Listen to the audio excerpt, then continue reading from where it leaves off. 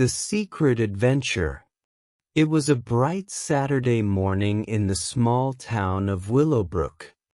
15-year-old Jake stumbled out of bed, groggy but excited. Today was the day he and his best friend, Emma, would go exploring in the old forest outside of town. Everyone said it was haunted, but to Jake and Emma, it was the perfect place for an adventure. Jake called his mom from downstairs. "Come get your breakfast." "I'm coming," Jake replied, quickly throwing on a t-shirt and jeans. He raced down the stairs, nearly tripping over his own feet. When he reached the kitchen, his mom raised an eyebrow. "You're up early for a Saturday. What's the rush?" "Emma and I are going to check out the forest today," Jake said, grabbing a slice of toast. His mom's face changed. "The forest? You know what they say about that place?" Jake rolled his eyes. "Mom, we're just exploring. It's just trees and squirrels. Don't worry." She sighed. "Well, be careful. And be home before dark." Jake finished his breakfast, grabbed his backpack, and headed out the door. The sun was shining, and there was a gentle breeze. A perfect day for an adventure. Emma was waiting for him at the end of the street, her backpack slung over one shoulder. She had a mischievous grin on her face. "Ready to find some ghosts?" she teased. "Ghosts? Please. I bet we won't find anything but bugs," Jake replied, though he felt a tiny thrill at the idea. As they walked towards the edge of town, the forest loomed ahead of them, dense and dark even in the daylight. The townspeople avoided it, claiming strange noises and mysterious figures had been seen among the trees. But Jake and Emma weren't easily scared. "Let's go this way," Emma suggested, pointing to a narrow, winding path that led deeper into the forest. They walked for what felt like hours, the trees growing thicker and the air cooler as they ventured further in. Eventually, they came upon a small clearing with an old, crumbling stone structure in the center. "What do you think it is?" Emma whispered, as if speaking too loudly might wake something.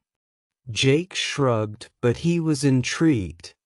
Maybe it was a house or a shed? They crept closer, their curiosity overcoming their nerves. As they stepped inside the ruined building, they saw faded symbols carved into the walls and scraps of paper scattered across the floor. Emma picked up one of the papers and gasped. "Jake, look at this." Jake peered over her shoulder. The paper was covered in strange drawings and what looked like instructions. "It's a map," he realized, his heart racing. Emma's eyes lit up. "Do you think it leads to something?" They spread the map out on the ground, studying it carefully. It was old and faded, but they could make out a path marked with symbols: an owl, a tree, a river, and a mountain. "This is incredible," Jake whispered. "Maybe it leads to treasure." Emma's excitement grew. "Or maybe it leads to something even cooler." They set off, following the path marked on the map. The deeper they went, the more they noticed unusual things. Trees seemed to lean toward them as they passed, and they heard faint whispers on the wind, almost like voices. Jake tried to brush it off as his imagination, but Emma seemed equally spooked. "Did you hear that?" she asked, clutching his arm. Yeah, Jake admitted. But it's probably just the wind. They pressed on, each of them feeling a mix of excitement and fear.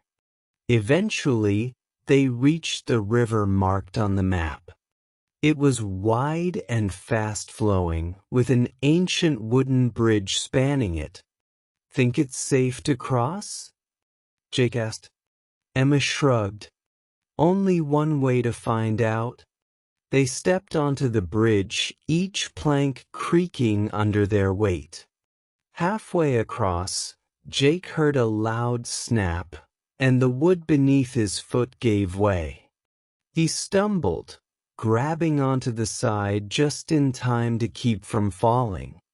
Careful, Emma shouted, helping him up. They crossed the rest of the bridge slowly, relieved when they reached the other side. Jake took a deep breath. Okay, that was intense. Emma grinned. But we made it. Onward, brave adventurer.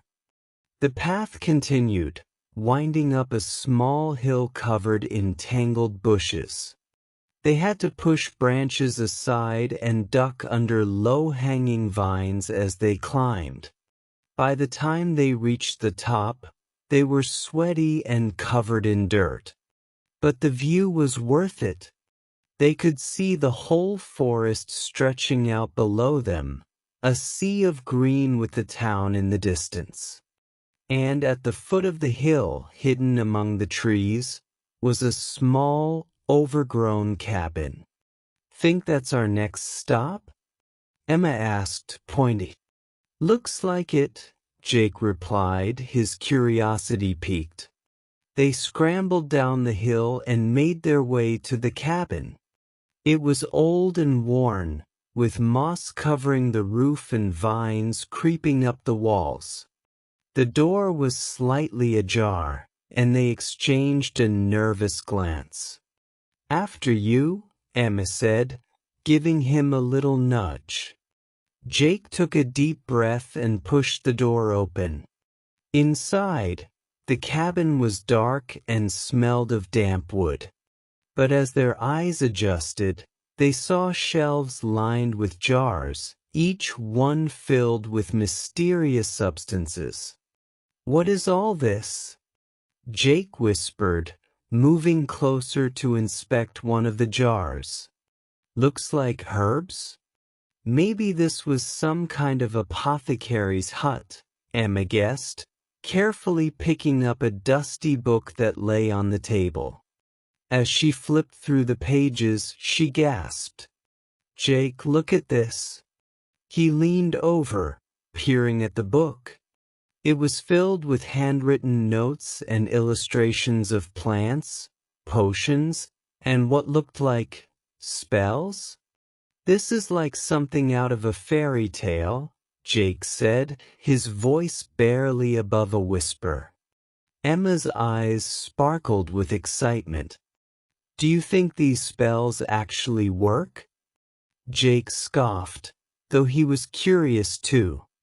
There's only one way to find out.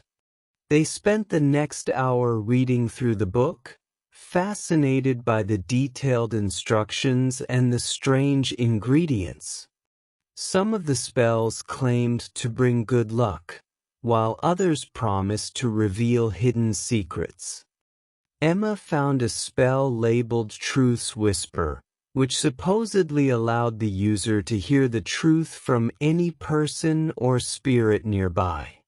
She looked at Jake, grinning mischievously. Let's try this one, she said. Jake hesitated, but his curiosity won out. All right, what do we need?